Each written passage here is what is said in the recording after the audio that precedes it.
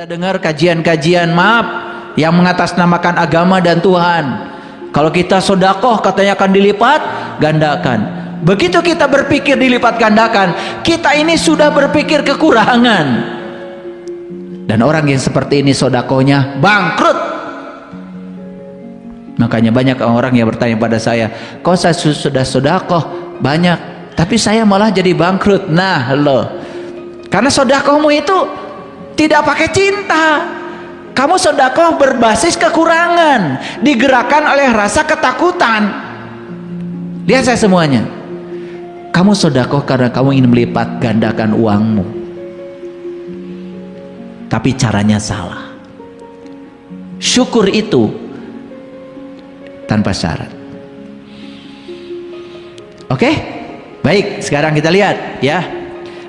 Ini surat Al-Imran nih Bapak Ibu, ayat 92. Perhatikan kata-kata saya, perhatikan sepenuhnya. Yang tadi itu hasil riset neuroscience. Yang tadi, statement tadi itu hasil riset. Itu sudah disarikan dalam perjalanan yang sangat panjang Bapak Ibu. Nah sekarang kita lihat kitab sucinya. Hebat.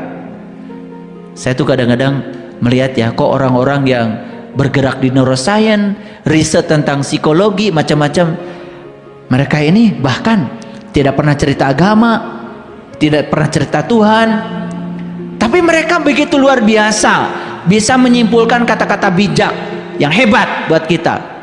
Lah kita yang tahu ayatnya malah, Bapak Ibu mohon maaf, ada yang harus dirubah cara kita belajar itu. Jangan cuman asal ikut ceramah, apalagi wah yang penting saya ngaji aja, apapun yang dikaji nggak peduli, karena saya sudah dapat pahala. Duduk di masjid aja, wih pahalanya.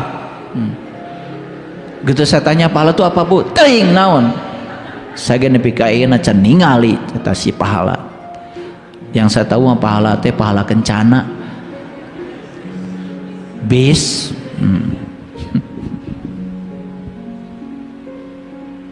Padahal dalam bahasa Arab tuh nggak ada Bapak Ibu, pahala tuh nggak ada. Dalam bahasa Arab adanya ajrun. Ajrun itu zat. Pahala yang sebenarnya adalah Allah itu sendiri Bapak Ibu. Allah. Tah eta.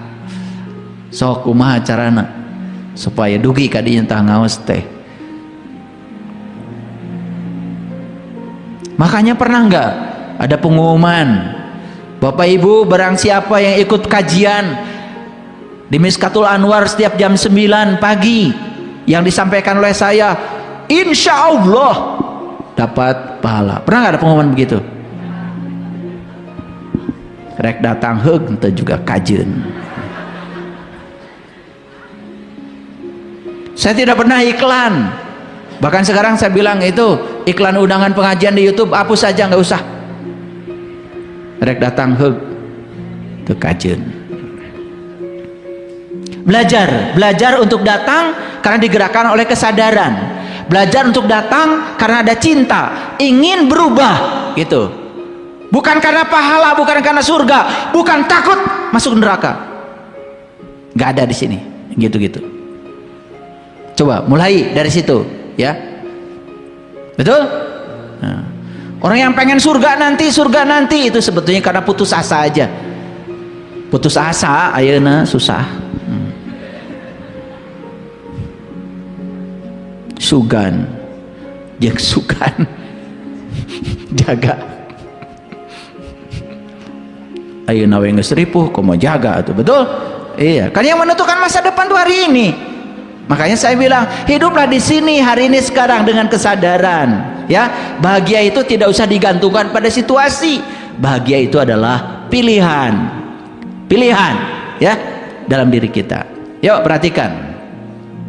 Auzubillahi minasyaitonirrajim. Bismillahirrahmanirrahim. Ya, surat Ali Imran ayat 92. Lan tanalul birra. Kamu sekali-kali tidak sampai kepada kebajikan hatta hingga tunfiku mimma tuhibun, hingga kamu menafkahkan sebagian harta yang kamu cintai, yang kamu senangi, yang kamu butuh. Begitu. Kalau mau ngasih baju sama orang, jangan baju bekas.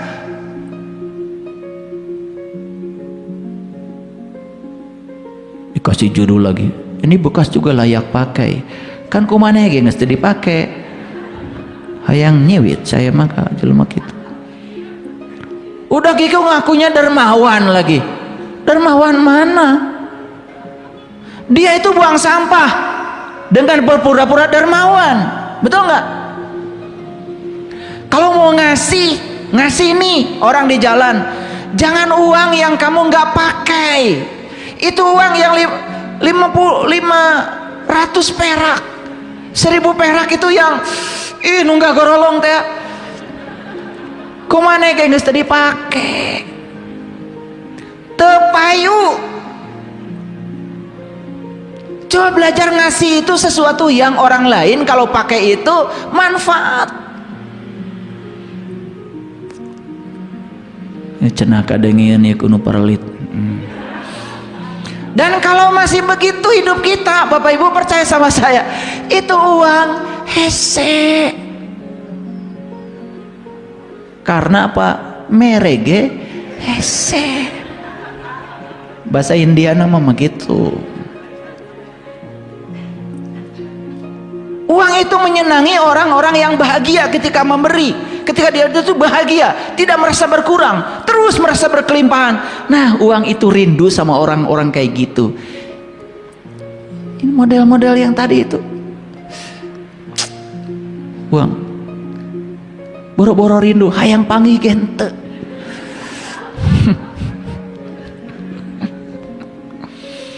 Ini saya sedang berbicara sains nih Bapak Ibu, sains. Tapi saya coba gunakan pakai bahasa pasar, bahasa yang gampang dipahami. Sugan atau robah maneh teh. Hayang beunghar eta kalakuan kitu wae. Hitungan mun mere teh. Betul nggak? Dan kalau sudah ngasih tuh diingat-ingat. Itu baju dari saya 10 tahun yang lalu.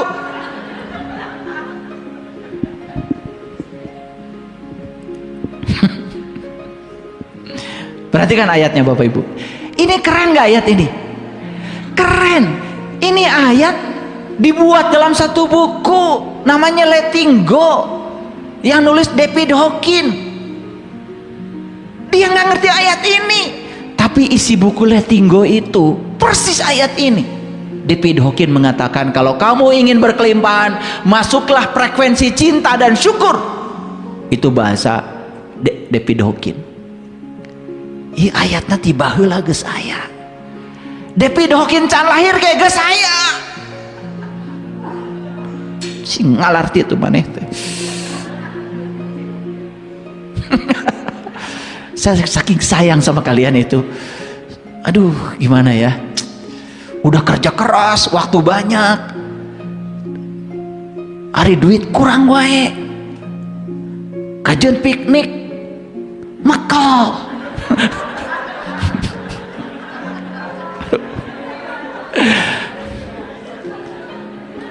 Geus makal teh eta sare di mobil. Ya Allah. Tos di mana Bu? Pangandaran ayah. Berapa hari? 3 hari. Ngapain san? Ngojay. Nginep di mana? Di mobil. Restoran mana? Makal.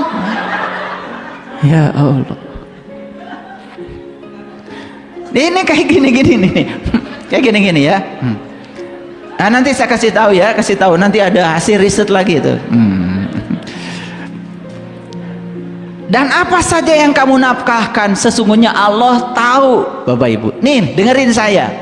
Waktu kita menafkahkan sesuatu itu, kita tuh tahu. Ieu teh urut lain. Ieu teh kapake henteu. Tahu kita itu. Cuman kita cari pembenaran, seolah-olah kita dermawan. Udah gitu pakai judul, nggak apa-apa ya katanya, ayah guru. Naon? sedikit juga yang penting ikhlas. Aduh, ciri orang ikhlas tuh banyak ngasihnya, saya bilang. Saeutik mah teu ikhlas. Eta geus saeutik teh hayang disebut ikhlas. Hayang nyiwit teh ka jelema kitu teh. Matak teu beunghar-beunghar oge. Teu boleh susah tiap panggih teh. Aduh. Paham Bapak Ibu? Dari tadi ketawa-ketawa kenapa? Huru masa? Hah, bagus. Ini hari kebangkitan tuh ini. Bangkit. Oh ternyata itu saya. Ketika saya, oh pantesan. Ya. Terus kita berantem soal hitungan uang. Tidak nambah-nambah. Hidup tidak berkelimpahan. Karena apa? Kita yang telah mengundang semua ketidakberlimpahan ke dalam hidup kita. Kenapa? Ada yang salah di sini. Jadi kata Allah apa? Kamu sekali-kali tidak sampai pada kebajikan. Gak sampai. Tidak disebut kebajikan kata Allah. Sebelum kamu menafkahkan sebagian harta yang kamu cintai. Coba belajar ya. Ya, masukkan uang yang kita butuh. 10 ribuan, 20 ribuan, 50 ribuan. Ya, coba ngasih itu yang pantas. Saat ngasih, tong ditinggali duit. Nah, lihat kebahagiaan orang yang dikasih. Jika perlu kamu bilang terima kasih, kamu sudah membuat saya bahagia. Kalau tidak ada yang bisa saya beri, uang ini tidak membuat saya bahagia. Nah, uang itu langsung rindu sama kalian. Nih, saya kasih tahu ilmunya.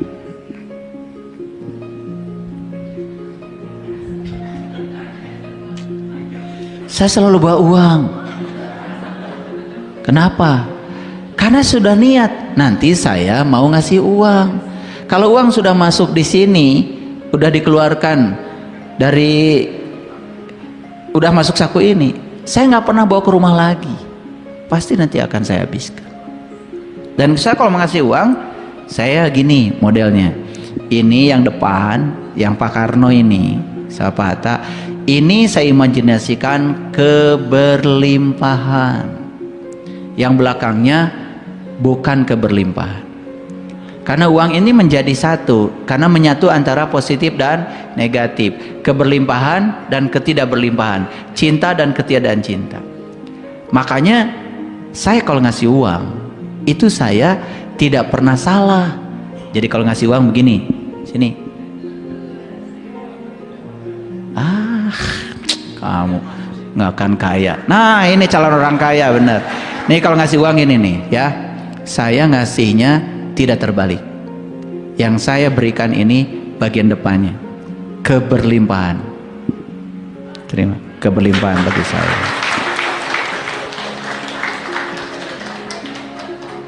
Keberlimpahan, ya. Jadi saya tadi bilang sama uang, ya, bahagiakan dulu orang lain. Nanti udah ada di sini lagi tuh uang itu, di sini lagi, ya. Kalau sudah selesai membahagiakan orang, kau balik lagi bawa teman-temanmu, gitu. Jadi ngasih uang juga ada caranya. Udah ngasih uang,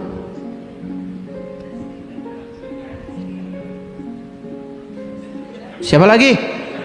Maju. Ini diam aja mau dikasih uang, ya Allah. Ini buat kamu. Nah, kalau ngasih gitu, jangan dong ayah. Nah, kalau ngasih itu salah. Suami ngasih uang sama istri, ya, hese gawe. Ini yang sebelah sini kasih tahu. Kalau ngasih uang, kasih ya. Makasih sudah menerima kebaikan saya. Gitu.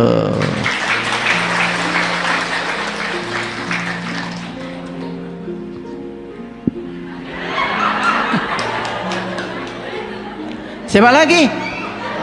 Udah maju.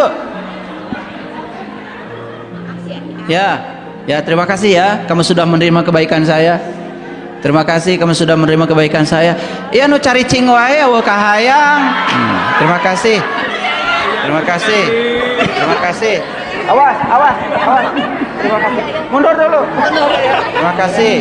Terima kasih. Terima kasih. Terima kasih. Terima kasih. Terima kasih. Terima kasih. Terima kasih. Siap, sudah ya. Satu. Oke, sudah ya. Sudah ya.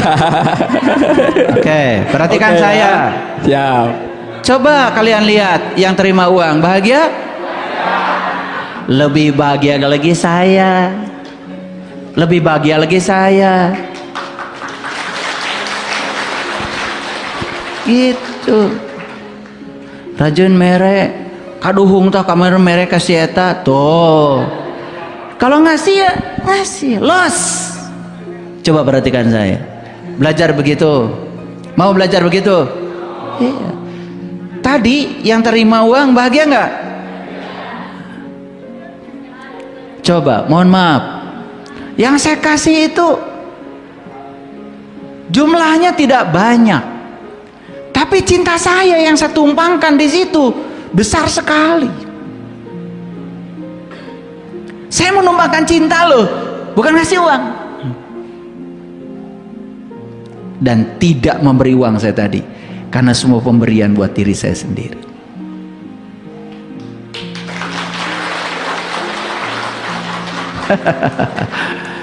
Iya, pengumuman para lihat tetap cenah. Lihat saya sekali lagi.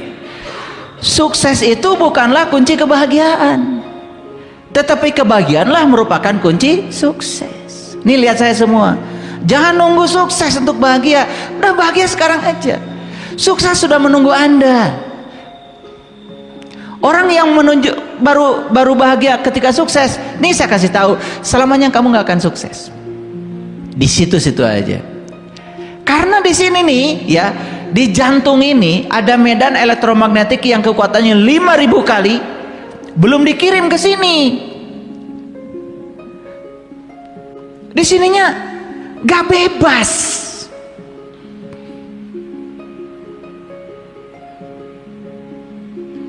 Saya kalau ditanya berapa uang tadi yang saya keluarkan, saya juga nggak tahu. Karena saya kalau ngambil uang ya sudah, saya ngambil, saya masukkan, dan saya niatkan. Pokoknya kalau sudah di sini, ya harus habis. Paham?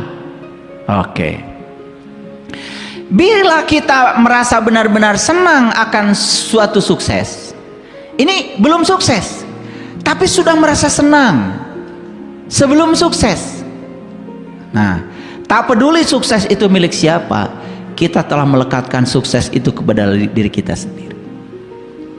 Makanya kalau lihat orang mobilnya bagus, bukan kamu bandingkan, bukan merasa kecil hati, aduh mobil saya gini, udah parkirnya di bawah pohon nangka aja.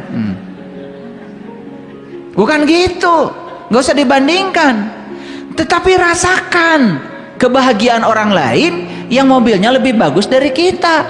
Besok-besok mobilmu ganti tuh, gitu caranya. Ini ilmu mahal.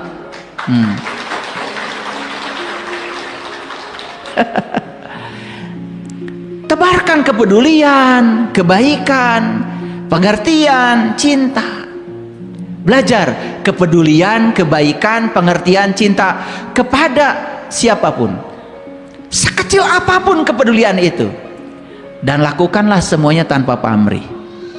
Saya kasih tahu sama kalian semua, hidupmu tidak akan sama lagi. Kepedulian, pengertian, cinta, kebaikan, tapi melakukannya harus tanpa pamrih. Perhatikan saya, hidupmu beberapa saat ke depan sudah tidak akan sama lagi.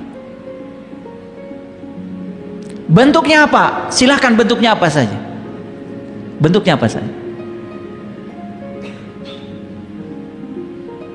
Kecil-kecilan di rumah sekarang. Kalau masak lebihkan. Coba lebihkan.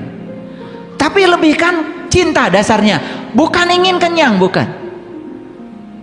Dan kalau bisa membaginya sebelum kamu makan. Bukan setelah makan kenyang ada sisa baru dibagi. Itu bukan cinta. Itu ketiadaan cinta. bagikan sebelum kamu makan. Kalau membaginya setelah kamu makan karena kamu sudah kenyang, apalagi sampai muntah, bukan cinta. Nih, perhatikan saya. Ini hal-hal kecil nggak? Tapi dahsyat. Saya sedang mengajarkan bagaimana menumpangkan cinta pada sebuah pemberian. Jadi apa bedanya orang yang berkelimpahan dengan orang yang kekurangan? Sederhana, perasaan cintanya yang berkelimpahan lebih besar. Gitu aja. Yang kekurangan itu dia mengalami ketiadaan cinta, sangat berhitung.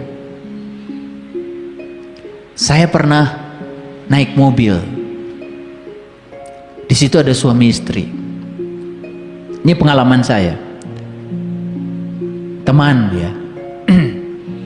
Suaminya itu ngasih uang beberapa kali kepada orang yang di jalan.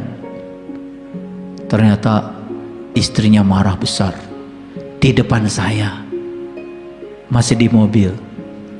Saya melihat, oh pantas hidupnya gitu-gitu aja. Padahal sudah banting tulang, sampai tulang juga dibanting-banting.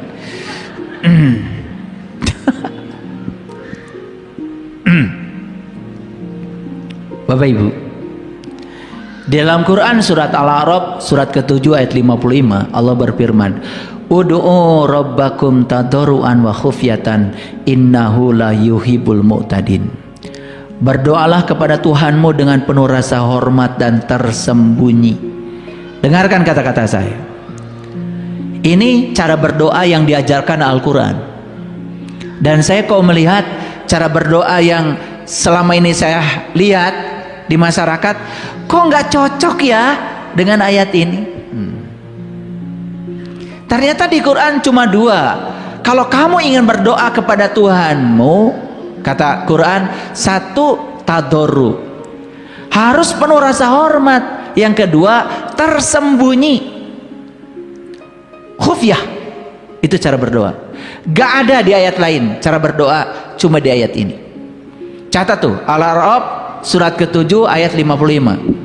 Bapak Ibu, perhatikan ini. Barangkali saking sibuknya Bapak Ibu belum pernah baca ayat ini. Saking rajinnya baca Quran sampai tidak ada jeda. Pokoknya yang penting tamat supaya dapat surga. Sampai pesannya nggak dapat. Lihat saya semuanya.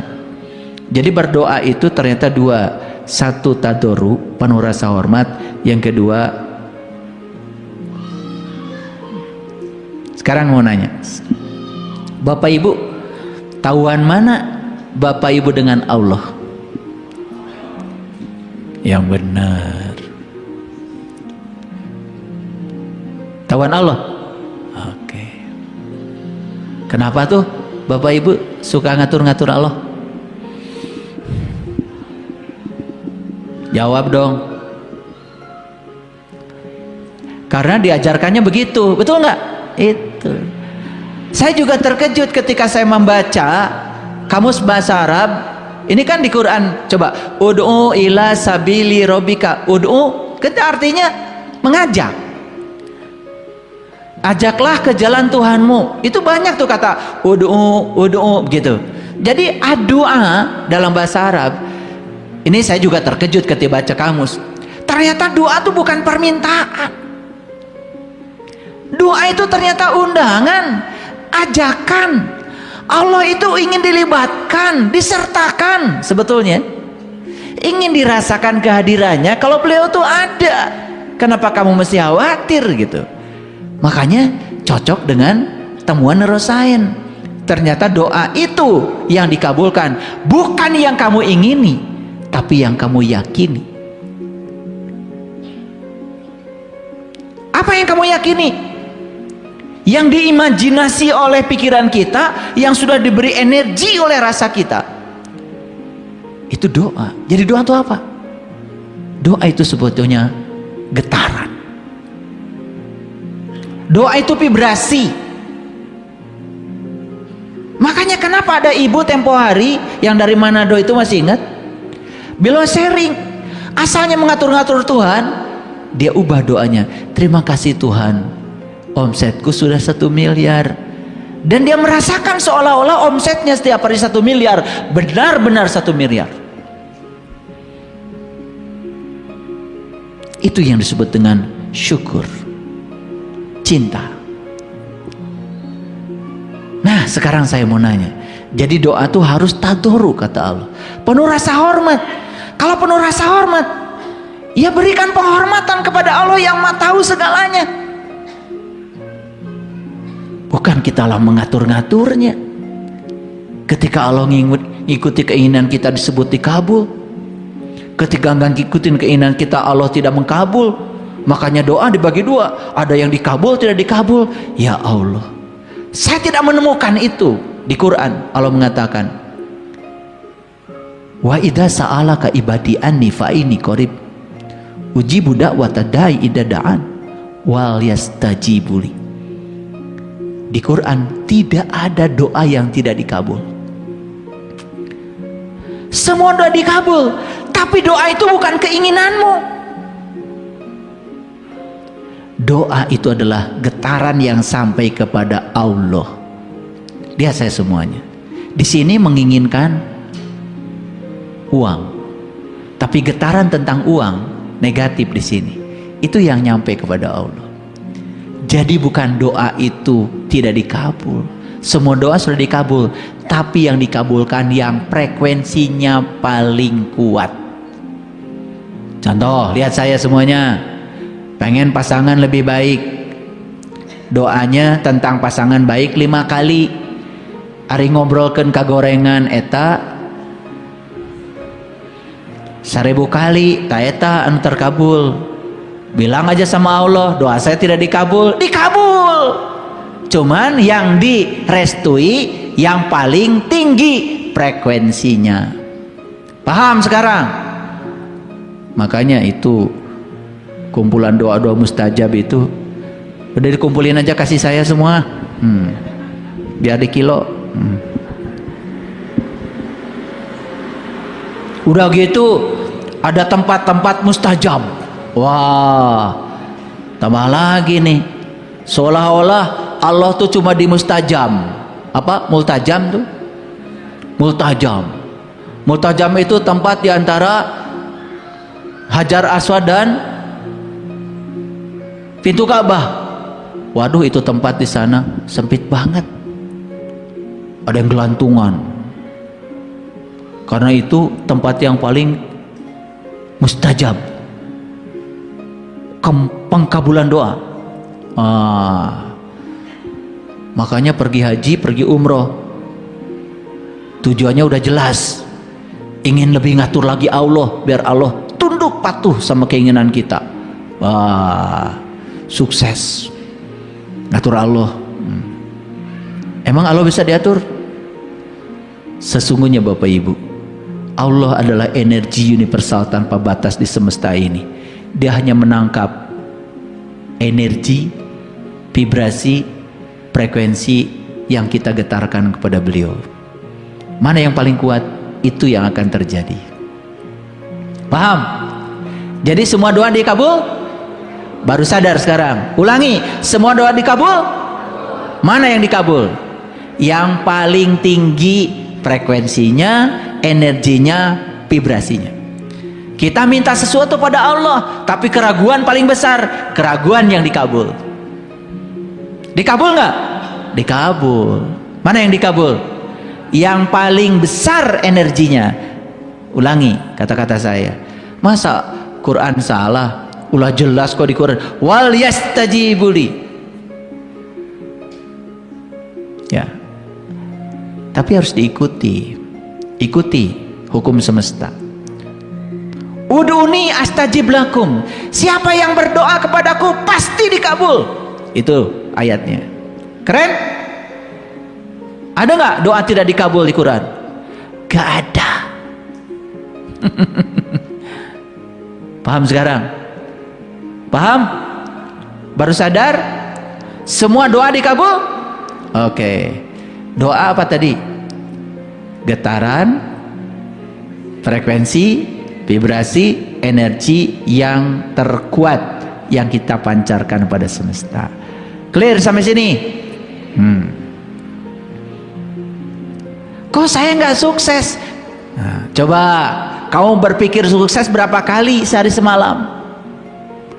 Tapi berpikir gagal berapa kali? Coba cerita kegagalan pada tetangga berapa kali? Cerita kegagalan teman arisan berapa kali? Ngundang orang ke rumah hanya untuk seminar kegagalan berapa kali? Mana akan dikabul? Kesuksesan kegagalan dikabul nggak doa kita? Bener gak ayat tadi? Ud'uni astajib lakum. Bener? Nah itu baru ngaji waras.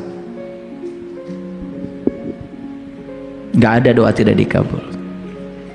Kalau begitu, sekarang saya miskin, pengkabulan doa? Jawab. Doa siapa? Karena pikiran kita, perasaan kita miskin. Ya miskin. Begitu mau cari baju, cari versi paling murah. Miskin gak itu? Bukan versi yang paling baik, yang bermutu, bukan yang paling nyaman, cari yang termurah. Begitu dipakai, iya, paham maksud saya? Ada yang kayak gitu? Iya. Kalau pergi-pergi dengan orang pengen gratisan,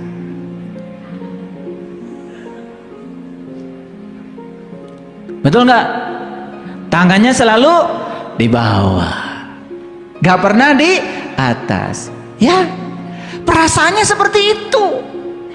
Ya itu yang akan dikabul. Sekarang saya nanya sekali lagi, orang ada yang kaya, dikabul? Kabul. Orang ada yang miskin, dikabul? Kabul. Jadi kaya pengkabulan, miskin pengkabulan.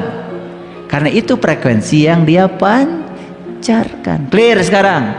Oke, milih yang mana Bapak Ibu? Kaya apa miskin? Pancarkan frekuensi apa? Frekuensi kaya, kesadaran kaya. Apa kesadaran kaya?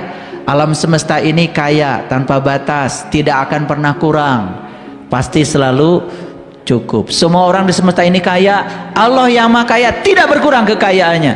Begitu, itu namanya kesadaran kaya. Kalau sudah memiliki kesadaran kaya, pasti kaya. Kalau merasa kayaknya harta kita itu terkumpul di bapak itu tuh, oh itu berpikir terbatas itu, ya. Orang kayak gini cuman iri, dengki, hasad. Lihat hidupnya. Mohon maaf, benar kata Sayyidina Ali, penyakit orang miskin itu adalah iri hati. Jadi yang pertama harus tadarus, penuh rasa hormat. Yuk, percayakan dia maha luas, dia maha kaya, dia maha tahu, dia maha segalanya. Stop mengatur-ngatur dia. Itu namanya tadarus. Yang kedua, wa khufyatan, tersembunyi. Kalau tersembunyi, terdengar? Terdengar? Tidak terdengar, karena doa yang sebenarnya adalah getaran, energi, frekuensi, vibrasi. Tersembunyi? Ada apa tiada? Tidak berwujud kata-kata, tetapi tersembunyi. Satu keyakinan yang kuat, saya pasti sehat, saya pasti berkelimpahan.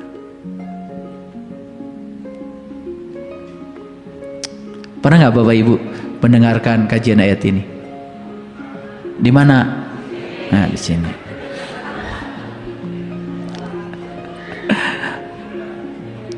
Jadi yang, mohon maaf Bapak Ibu, yang suka gini gitu ya, apalagi gini, saya juga mikir itu di mana gitu. Saya tidak menemukan ayat kecuali di sinetron. Biasanya di belakang unta kan, di padang pasir, buat tongkat biasanya. Makin tinggi seolah-olah kita makin disegani sama Allah, biar Allah bisa bertekuk lutut di ambisi kita. Ulangi sekali lagi ya, perbesar frekuensi, vibrasi, energi di frekuensi yang kita dambakan. Silakan Bapak Ibu, ulang-ulang, perbesar volumenya. Itu yang disebut dengan wa khufyatan. Keren gak ayat ini? Bersyukur gak bisa ngaji hari ini? Wah. Kalian baca ya rujak, ya rojak. Udah sampai putus itu tasbih. Ya rojak, ya rojak, ya rojak, ya rojak, ya rojak. Saking gak dikabul-kabul, jadi udah mulai putus asa, jadi rujak.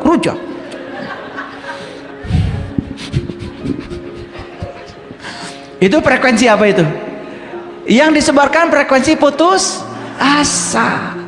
Seolah-olah Allah jauh, seolah-olah Allah tidak mendengar, begitu? Karena kita dari sejak awal diajarkan seolah-olah Allah itu suatu entitas yang terpisah dari diri kita. Kita tidak paham. Di Quran Allah mengatakan wa huwa ma'akum, aku kan bersama kamu. Kenapa kamu merasa terpisah dariku? Kenapa harus begini?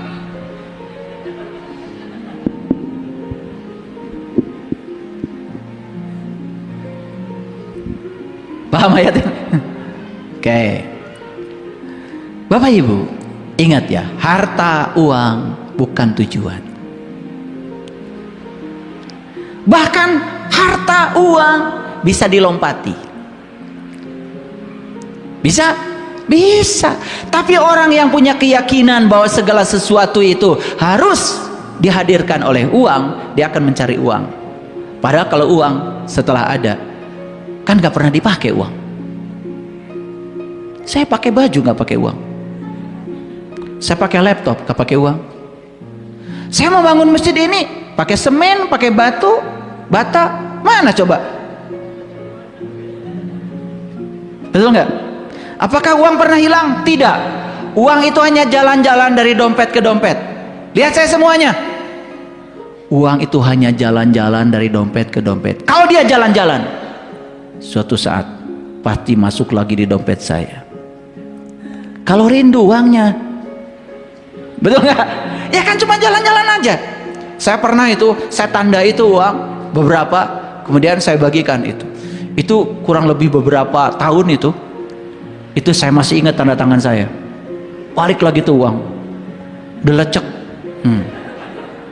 Bahkan saya itu lagi ngitung uang itu, ya, ngambil uang cash dari bank, itu keselip tuh, uang saya. Jadi di situ saya mau buktikan bahwa uang itu tidak pernah hilang, hanya jalan-jalan kan, betul nggak? Iya, uang itu nggak pernah dipakai, Bapak Ibu. Loh, kenapa kita mencari uang? Uang itu alat, bukan tujuan. Ada nggak orang makan uang? Nggak ada. Kalian kan makan nasi, betul nggak? Ikan, betul nggak? Bisa nggak di bypass? Bisa. Saya sudah punya keyakinan. Ada uang, nggak ada uang, avocado ada di rumah saya. Dusaan avocado tanpa uang. Ada uang, nggak ada uang, mobil ada di rumah saya. Saya sudah buktikan. Saya dikirim mobil tanpa uang. Ada uang, nggak ada uang, ya. Baju ada di lemari saya. Saya sekarang bingung pakai baju. Lemari udah penuh. Banyak yang ngasih. Ya. Ada yang ngasih. Ayah, tolong ya. Kok baju saya belum dipakai-pakai? Di YouTube belum ada. Makin gak saya pakai.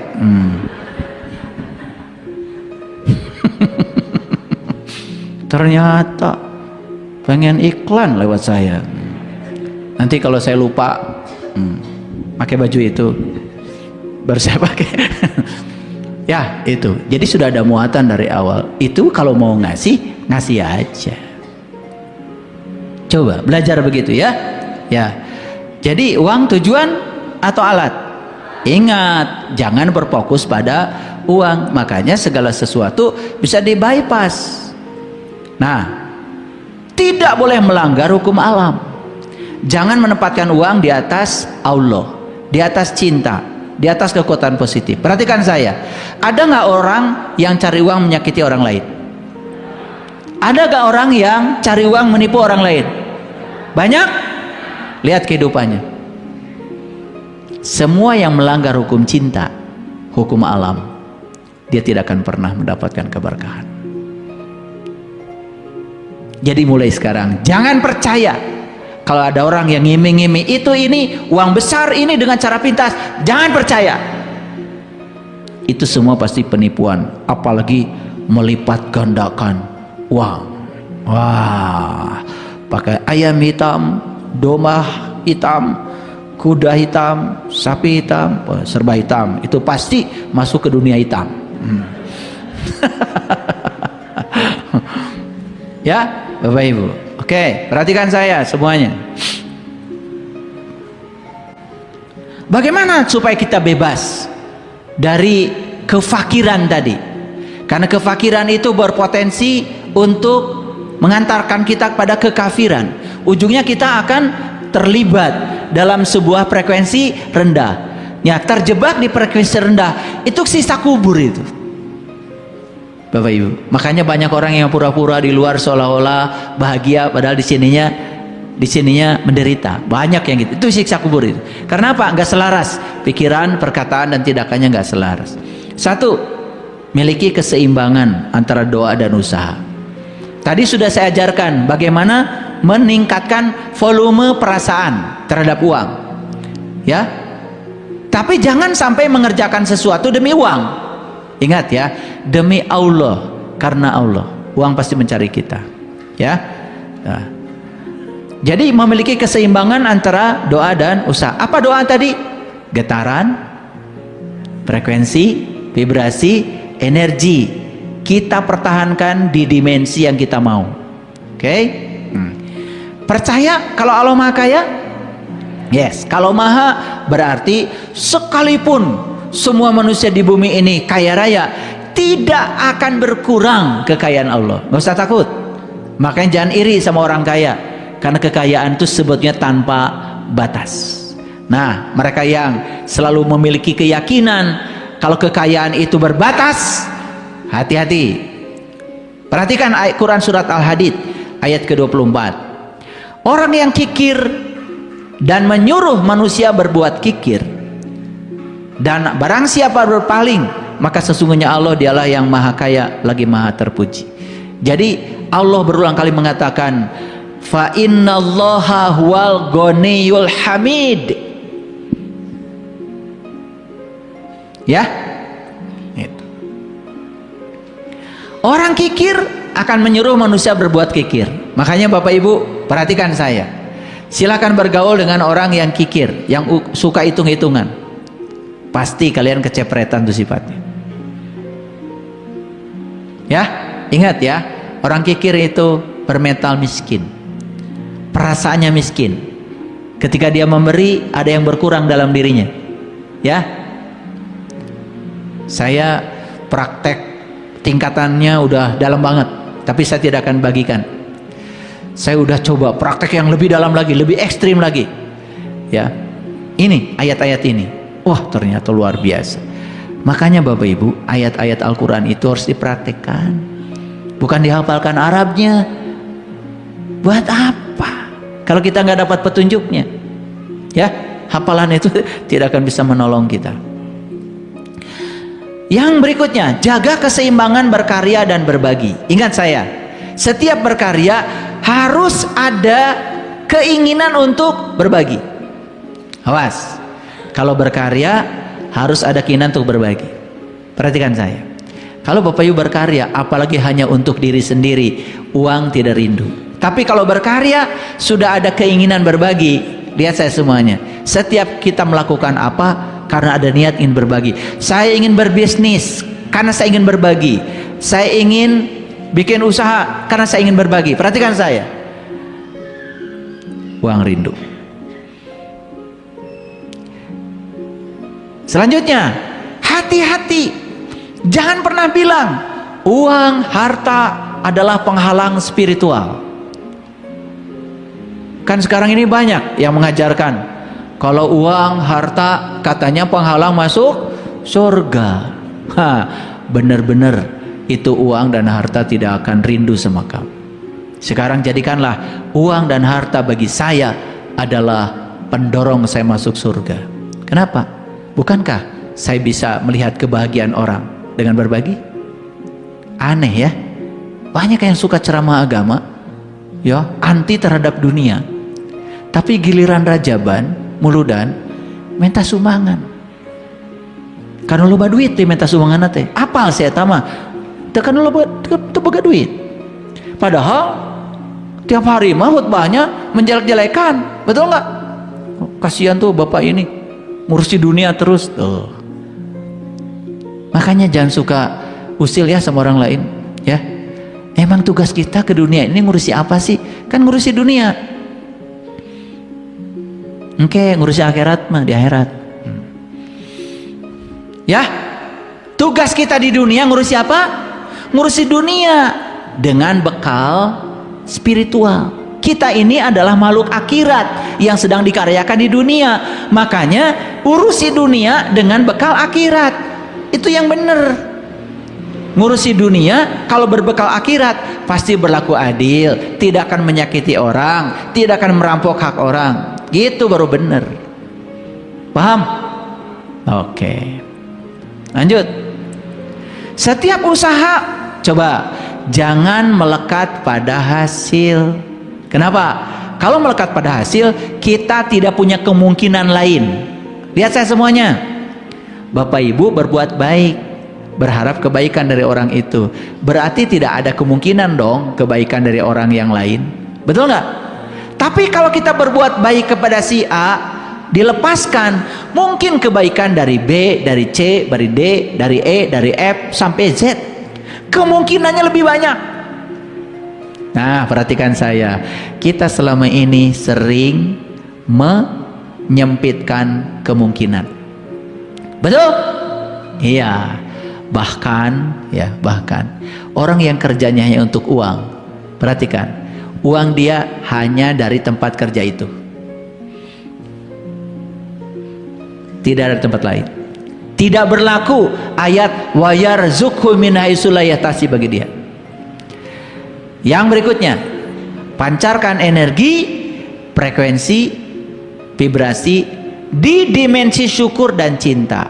Selalu bahagia, tidak ada emosi negatif, tidak ada iri hati, tidak ada dengki, tidak ada dendam, tidak ada kemarahan. Nih, bereskan di dalam. Jadi ternyata Bapak Ibu ya, untuk menjadi kaya aja syaratnya banyak. Tetapi kalau kita mau menyembuhkan diri kita ke dalam, percaya sama saya, luar biasa. Oke. Ya. Makanya Allah mengatakan di Quran surat Al-Baqarah nih, catat ya.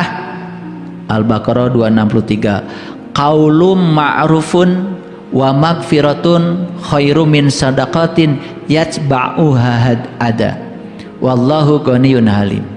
Perkataan yang baik dan memberi maaf lebih baik dari sedekah yang diiringi dengan sesuatu yang menyakitkan. Allah Maha Kaya lagi Maha Penyantun. Bapak Ibu, coba ya. Wah, kalau begitu saya mah sekarang nggak akan sedekah. Mau berkata yang baik aja sama minta maaf. Karena itu lebih baik daripada sedekah yang menyakitkan. Bukan itu maksudnya. Kalau kamu sedekah harus dengan perkataan yang baik. Itu memahaminya. Ini banyak yang keliru memahami ayat ini. Udah kalau gitu saya mau berkata baik aja dan memaafkan. Tambah pelit kamu. Betul nggak? Karena katanya itu lebih baik daripada sedekah yang diiringi oleh perkataan yang menyakitkan. Ini Allah maksudnya kalau kamu sedekah jangan menyakitkan. Ya, kalau mau sedekah jangan menyakitkan. Bapak Ibu, ya, saya tadi bukan mau menyakitkan karena tidak ada rencana. Kenapa? yang dibagi uang cuma sebagian, gak semua. Ya, bukan mau menyakitkan, bukan. Tadi kan saya memang memanggil aja yang mau ke depan. Nih dipanggil ke depan gak mau. Tapi saya juga kewalahan tadi, ternyata kalian, ya Allah, sampai mau runtuh ini. Kalian itu luar biasa ya. Katanya tangan di atas.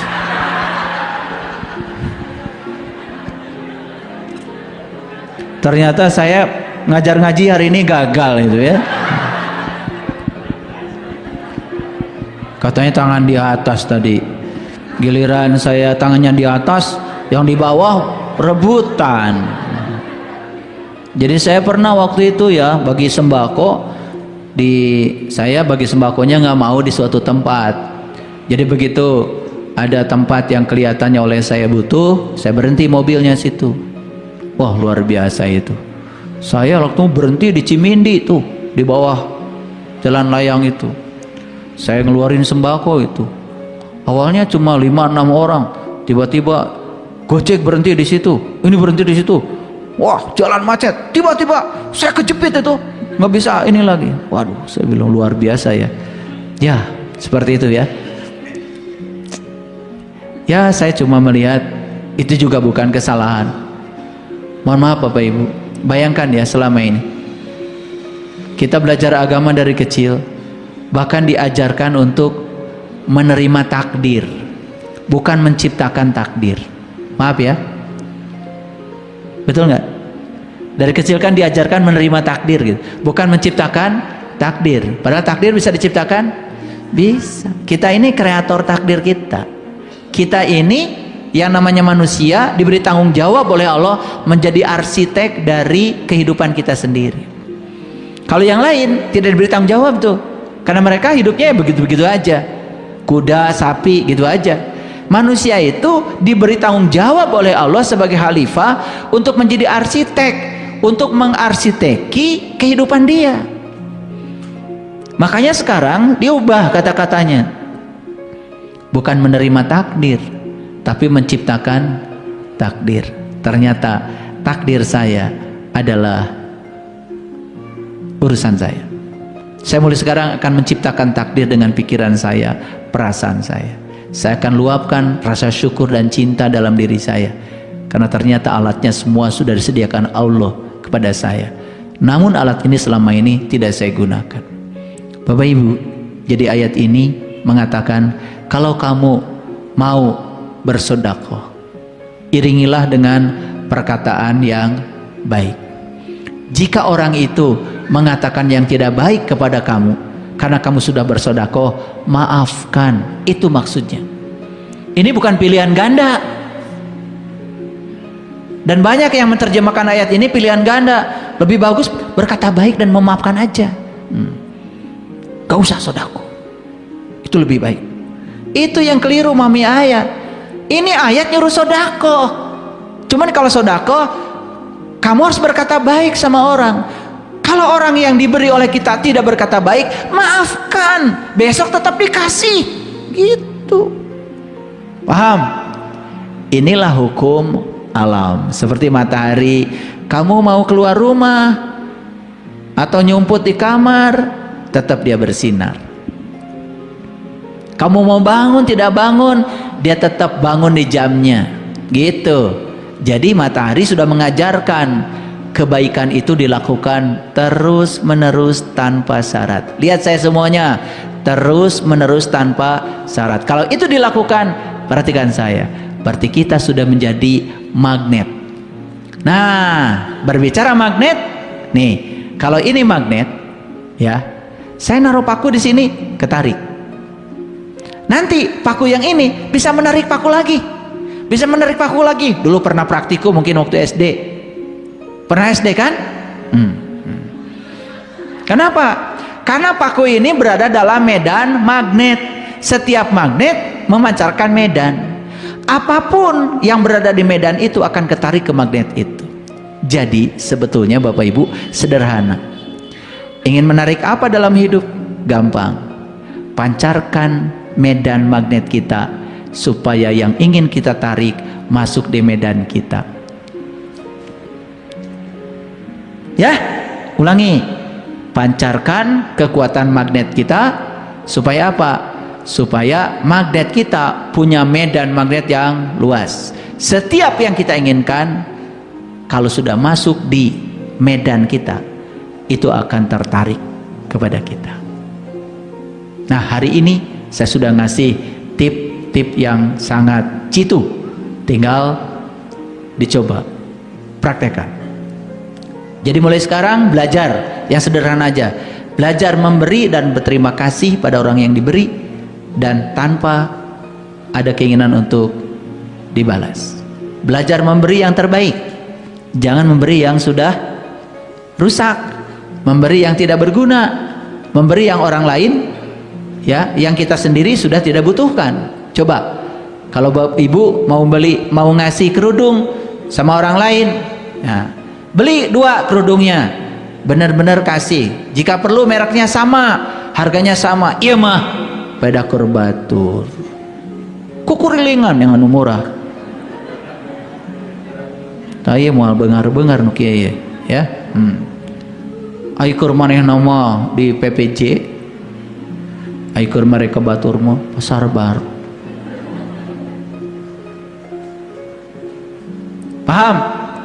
Hal kecil nggak ini? Disadari nggak Bapak Ibu? Selama ini tidak disadari. Kita menganggap seolah-olah kita sudah berbuat baik. Padahal kata Allah, bukan kebajikan kalau kamu belum bisa memberi yang kamu butuhkan, yang kamu cintai. Sudah masuk judul ini? Yuk, bebaskan diri dari kefakiran, kekafiran, dan siksa kubur. Bebaskan diri kita dari segala keterbatasan frekuensi. Jangan terjebak di frekuensi rendah. Terima kasih. Assalamualaikum warahmatullahi wabarakatuh.